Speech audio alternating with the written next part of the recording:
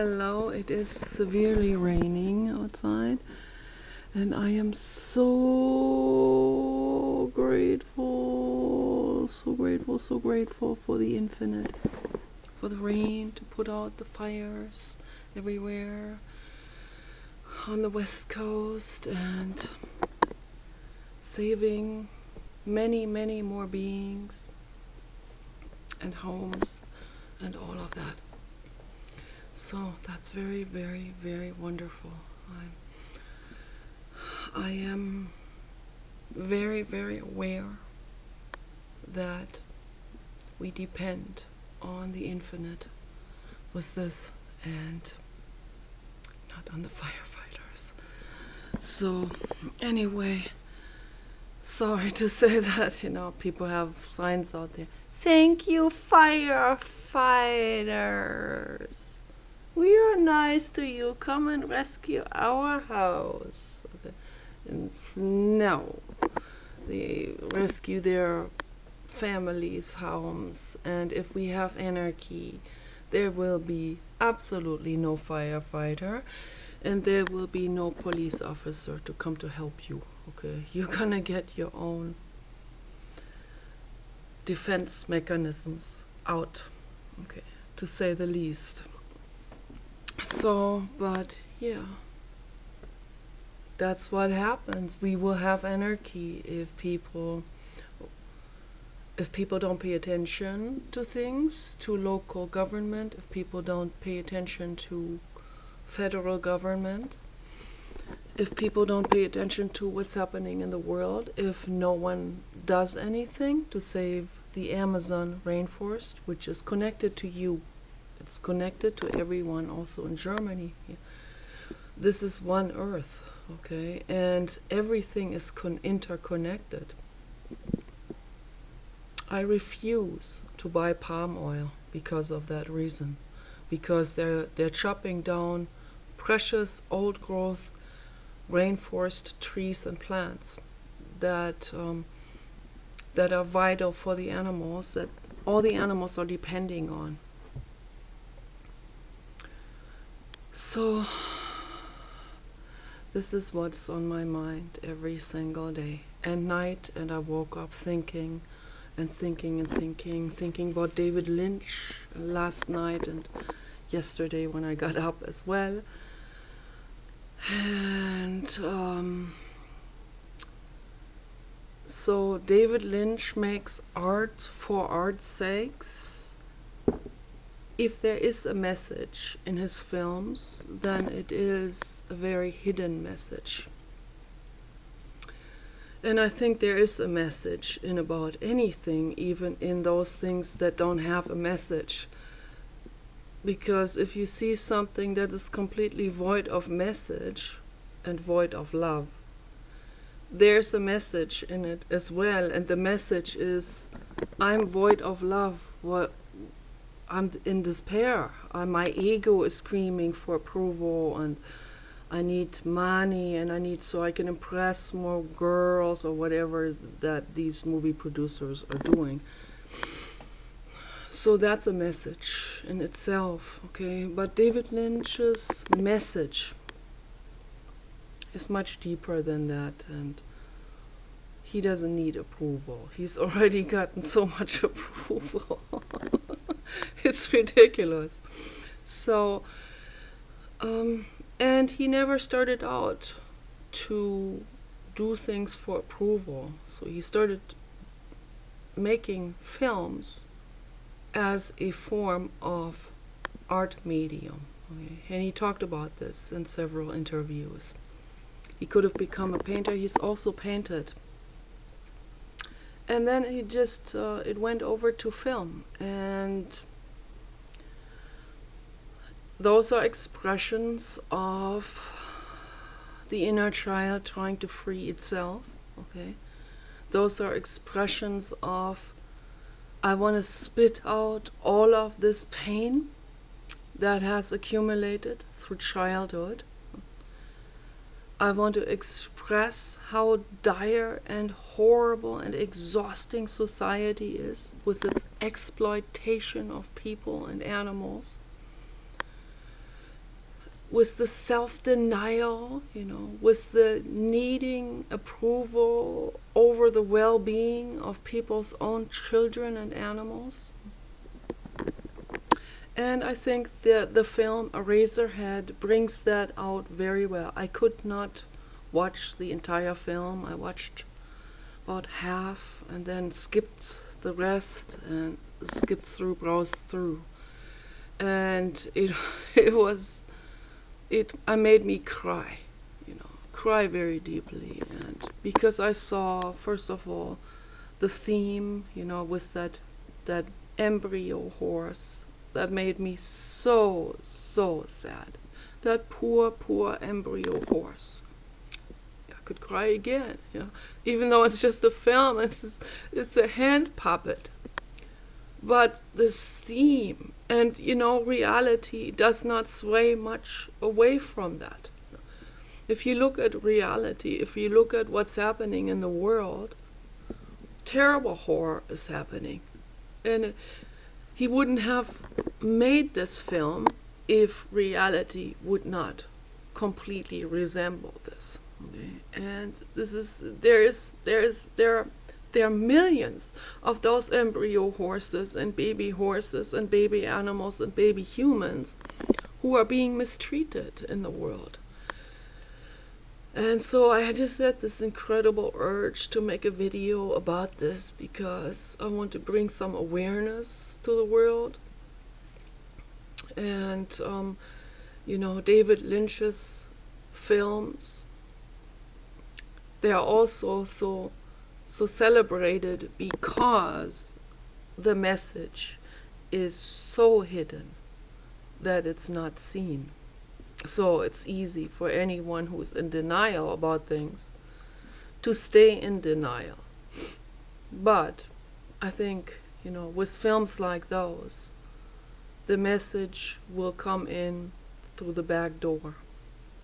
It will come in through an unexpected glimpse of mental opening in people, or it will maybe it will lay glittering hearts onto the people's minds, and they will stay there and they will seed out when the time is ripe.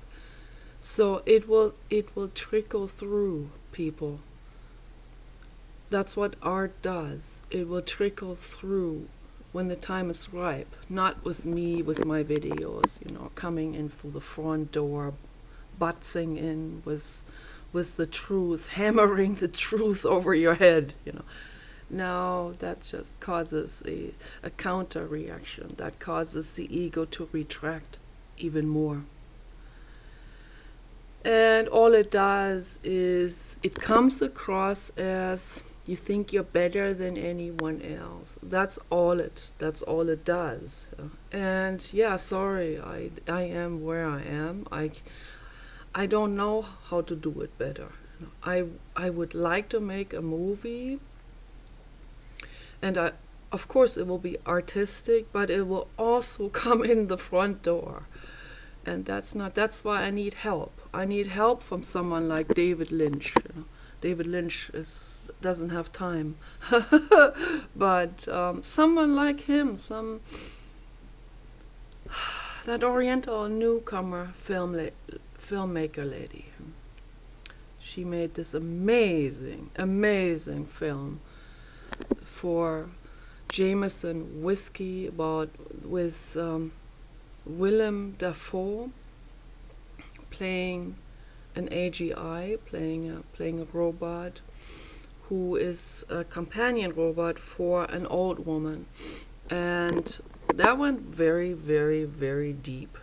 That was also a side or backdoor message, not front door like mine, much kinder to society, but message nevertheless that said, look, true love could look like this too, where he sleeps with that old lady until she dies, and he's always there for her and ready to make love and kiss and cuddle, and if she can't do it anymore, then he'll still be there and he will still be kissing her and loving her and and holding her, and it wouldn't matter how wrinkly she gets. That was a boom message, that film. And the filmmaker is young, so it's not some kind of self-pity type of motivation that motivated that film, but rather a very clear observation of society. And so there are some fantastic people out there. Some are super mega famous, some are not so known, and some are completely new, and some are struggling, like myself, with my art, struggling artists. And some, like myself, who will probably never be known. Okay, it's just a few people who see my videos, and as soon as they turn it off, they forgot about it already. So it's not like, yeah, I'm gonna go to my friend, I'm gonna tell him, oh, look at this lady, oh, amazing. Yeah, now it ain't happening. So, but you know what? I make the videos anyway, and yes, I feel sorry for myself. But no, I'm also having fun. I also really enjoy discussing things with people and bringing the message across as good as I can through the front door, and to help. That's just my personal contribution to help the world. And I'm excited about anyone in the world who has a very deep mind, like David Lynch and that lady. Too bad I forgot her name, Oriental name. So, but some of you have seen her amazing short films. So, and I would like to know more about what's going on with her, with what other films she has made in the meantime, and maybe she's made a really large film. I was looking into independent porn filmmakers yesterday, and so yeah, they are much more artistic, they're deeper, they have something to say, they're kind of cute, they're kind of exciting, and so on. Not necessarily my personal style. I love porn, not those, but I support them because they are independent filmmakers, and they chose that genre not out of despair, but they chose it out of, that is my medium, that's the medium I paint with, that's the subject I want to work with, and I feel the same way. I would like to do this. And I can envision something really amazing. I'm not gonna discuss that right now here, but I want to work with all of these things.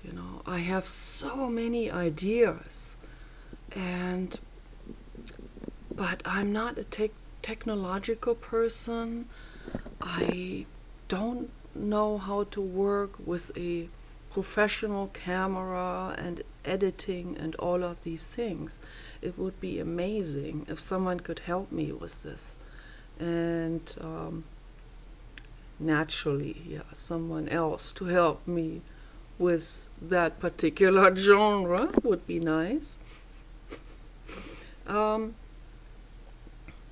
know someone very nice for that, so it would be amazing. And I would also bring the message through the front door with that. I always have to, because it begs for it. It absolutely begs for it. But yeah, it's a tricky situation. I live here in a secluded castle, basically. I feel like in that fairy tale, where the girl gets stung by a needle, by a spinning needle, or some spinning machine where they spin wool. And that was during the Middle Ages. And she got stung, and one of the fairies wanted her to die at age 16, on her 16th birthday. But a good fairy came in and she rescued the situation, and she said, no, she's not going to die. She's going to go into 100-year sleep. And that's kind of how I feel. I feel like time stands still, sort of, and I'm going into this 100-year sleep, and all around me are thorny rose brushes, and many have tried to get through. They have all gotten stung and killed by the rose brushes that are around me, protecting me. Could also be very symbolic for the ego and for the armor that we put around ourselves, for this I am tough, no one can hurt me anymore, you know. And also putting oneself into a remote, secluded place and completely getting away from society. That's all ego, that's all armor, that's all self-protection, that's all unresolved emotional pain. And so this is how it feels, you know. Here comes the fog of the infinite. And surrounded, everything is surrounded by fairy tale trees and mystical unicorns buried,